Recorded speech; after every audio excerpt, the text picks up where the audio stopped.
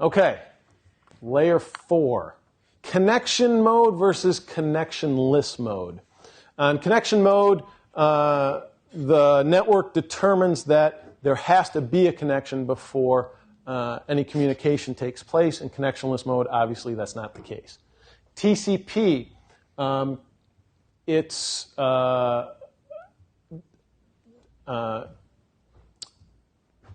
virtual ports. The port numbers,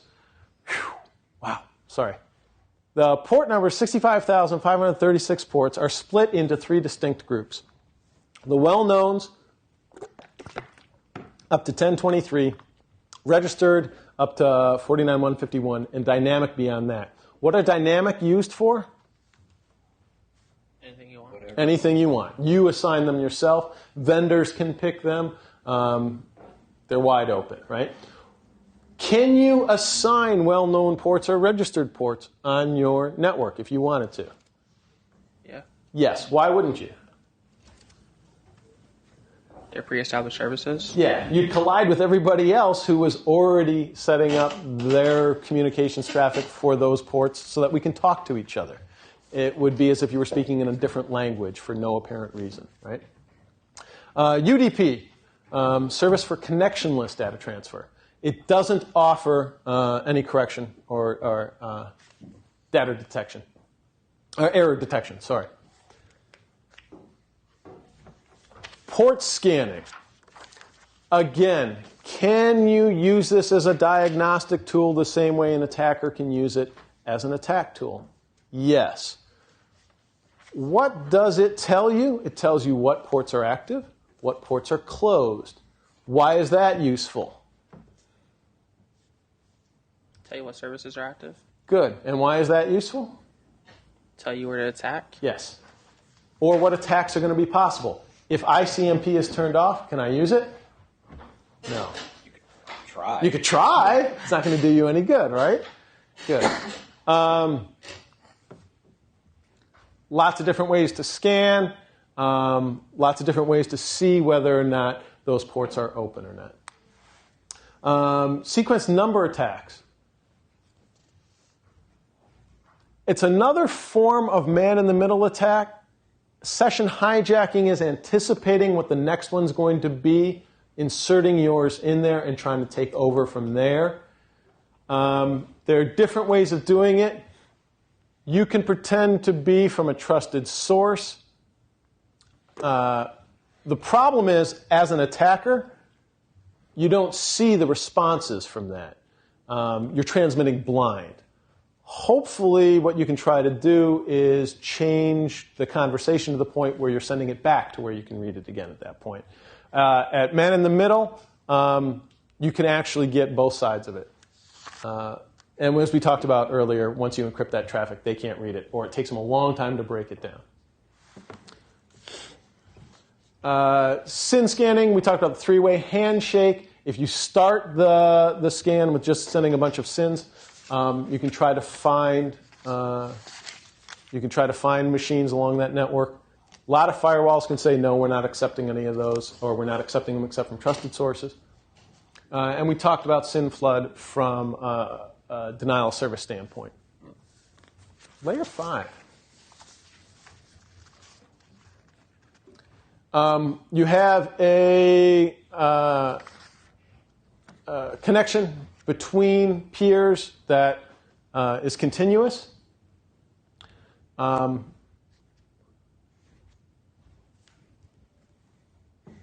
Using it for directory services is probably the most common form.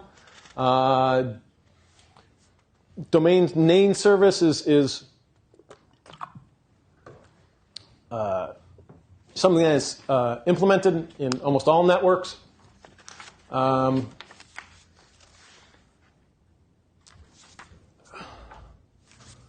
When we go to an internet website and we type in the URL, www.cert.org? Org. Do the machines see that? Do they see the cert.org? Only as far to initiate a DNS request. Good. And then what does it do? What does the DNS do?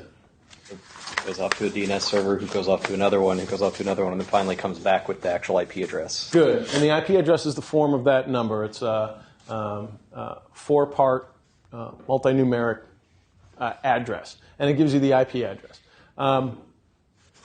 It's very useful because most of us aren't going to remember IP addresses the same way that we aren't really good at remembering phone numbers either. Does anyone remember trying to memorize phone numbers? Before the 5309. I've got it. Ricky, don't lose that number. Okay, good.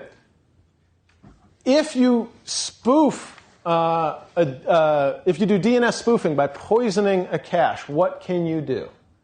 What are you in effect doing? Can redirect users to your own web server? Yes, you're having them place a phone call with what they think is a known phone number, and they're calling somebody else. And they're actually reaching you. That can be extremely useful.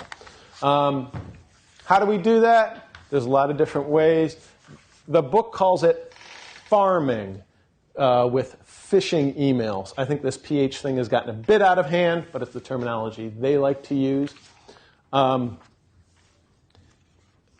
Who's ever received spam with a hyperlink in it?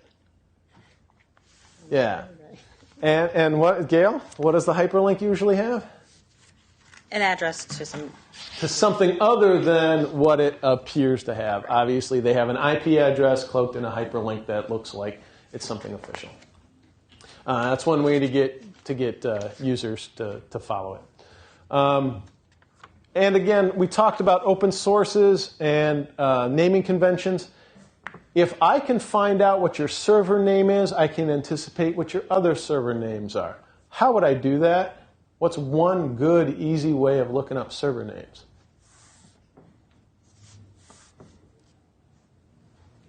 Who is? Right? A lot of the times, if you haven't established any of the privacy options, all the data is right there, including the admin name, phone number, address. You can determine the physical location of that server. There are a lot of third-party pieces of software or wares that will go and do all those calls for you and assemble it in a nice graphic format. I'm thinking of Sam Spade is a real good one. It's freeware. And the book brings up some cyber squatting and litigation.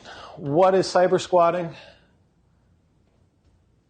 I get to Apple.com first before Steve Jobs does. And I sit there and I own it. I'm not making apples. I'm not selling apples. I have no Apple-related business plan, but I'm owning that URL until somebody buys it out from under me. What's the country TV? I forget what it. I think there's a country that is like there's like the country AU or whatever on the end of it. Yeah. There's a TV, and they actually sell the use of their domain space. Oh, because they've got that extension and it makes like TV channels. Yeah. Ah, that's pretty good for them. Good for Transylvania. Yeah. They need a little shot in the arm economically. All right. I think it's Tuvalu. Is it? Yeah. All right. That's pretty cool. I did not know that. Awesome. We talked about directory services already. I think we talked about LDAP. We talked about Active Directory. NetBIOS.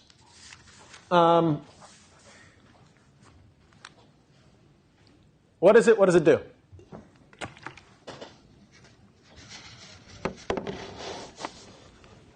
Slide says Application Programming Interface.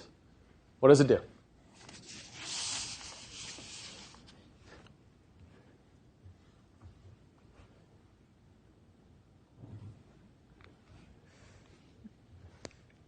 It allows someone to get into a machine and manipulate the BIOS, right? And do it remotely. Attackers can use that from their machines to have your network connect with them and manipulate it. It can give up all sorts of data.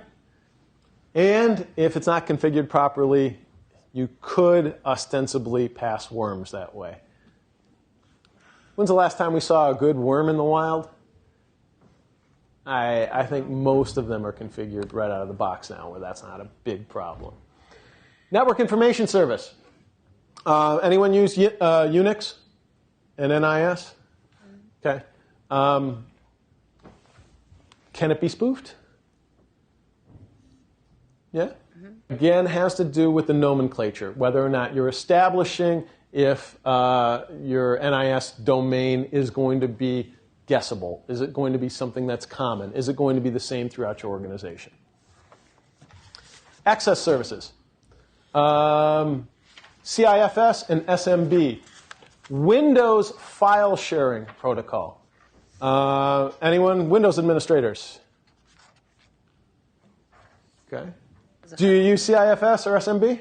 Yeah. Okay. And how is it vulnerable and how do you secure it? I'm not sure. Okay. All right.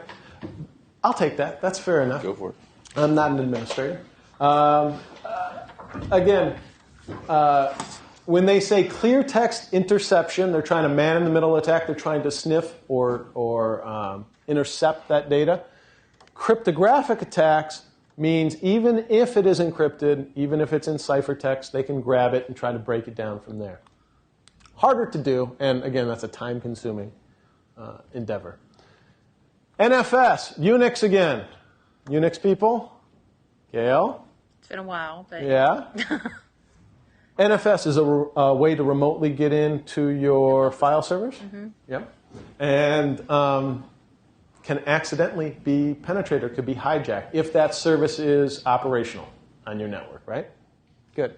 Good. And a good way to defeat it is secure NFS.